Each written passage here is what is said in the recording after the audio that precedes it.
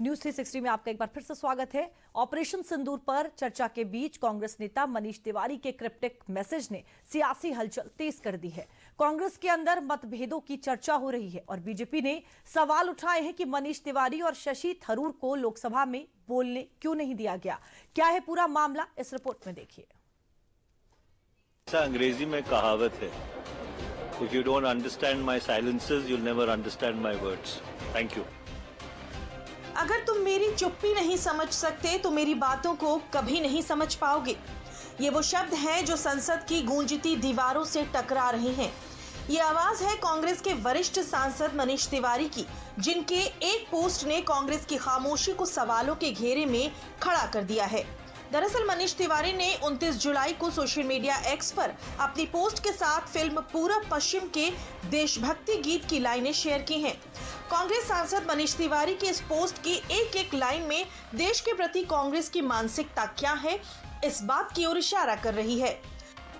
उन्होंने लिखा है प्रीत जहां की रीत सदा मैं गीत वहां के गाता हूँ, भारत का रहने वाला हूँ, भारत की बात सुनाता हूँ।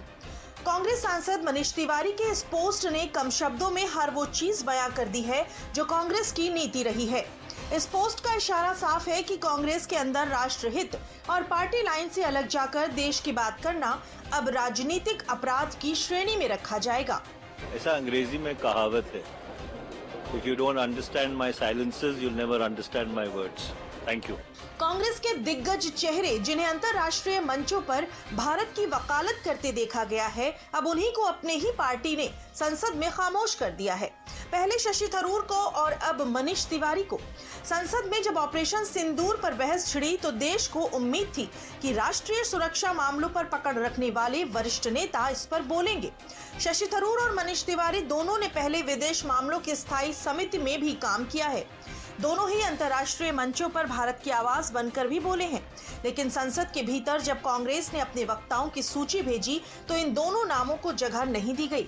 न शशि थरूर को बोलने दिया गया और न ही मनीष तिवारी को। इनके बजाय कुछ नए चेहरों को जगह दी गई।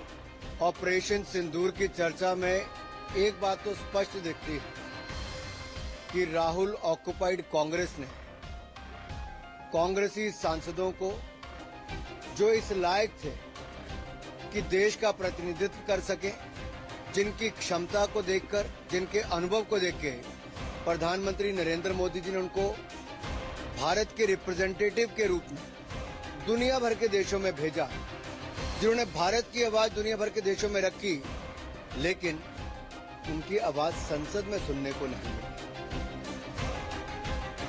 ऑपरेशन सिंदूर एक ऐसा विषय है जो किसी भी राजनीतिक दल की सीमा से ऊपर उठ के है। ये भारत के सैनिकों का साहस, खुफिया एजेंसियों की रणनीति और सरकार की तत्परता का प्रतीक है। ऐसे विषयों पर जब संसद में चर्चा हो तो हर पार्टी के लिए देश हित सर्वोपरि होना चाहिए। लेकिन कांग्रेस के साथ ये कहानी उल्टी हो गई है। उसके साथ देशभक्ति के बजाय राजनीति की रणनीति भारी पड़ गई है। सोमवार को कांग्रेस नेता शशि थरूर के संसद में शामिल न होने के सवाल को कांग्रेस ने सीधा टाल दिया था। अब आखिर कांग्रेस के इन दो दिग्गजों को संसद के बहस से बाहर रखने की वजह क्या मानी जा रही है, आप ये भी जानिए। दावा है कि कांग्रेस ने जानबूझकर नए सांसदों को मौका दिया है, क्योंकि थरूर और तिवारी जैसे नेता विदेश में सरकार के समर्थन में बोल चुके हैं। हाल ही में जब वे विदेशों में भारत का प्रतिनिधित्व कर रहे थे, तब उन्होंने ऑपरेशन सिंदूर और सर्जिकल स्ट्राइक जैसे मुद्दों पर सरकार की तारीफ की थी। थरूर ने दुनिया के अलग अलग देशों में भेजे गए 7 डेलीगेशन में से एक का नेतृत्व किया था। वहीं मनीष तिवारी एनसीपी सांसद सुप्रिया सुले के नेतृत्व वाले डेलीगेशन में शामिल थे। पार्टी अब चाहती है कि संसद में सरकार की आलोचना हो और विपक्ष की आवाज सामने आए, इसलिए ऐसे नेताओं को चुना गया जो पूरी तरह पार्टी लाइन पर हों। संसद में थरूर और तिवारी की चुप्पी महज एक रणनीति ही नहीं, एक संकेत है उस सोच की जो कांग्रेस के भीतर विचार और अनुशासन के बीच खिंचा हुआ है। जब नेता देश की बात करें तो पार्टी लाइन से ऊपर उठकर सोचना चाहिए, लेकिन शायद आज की राजनीति में राष्ट्रभक्ति भी स्क्रीनिंग से गुजरती हुई दिख रही है।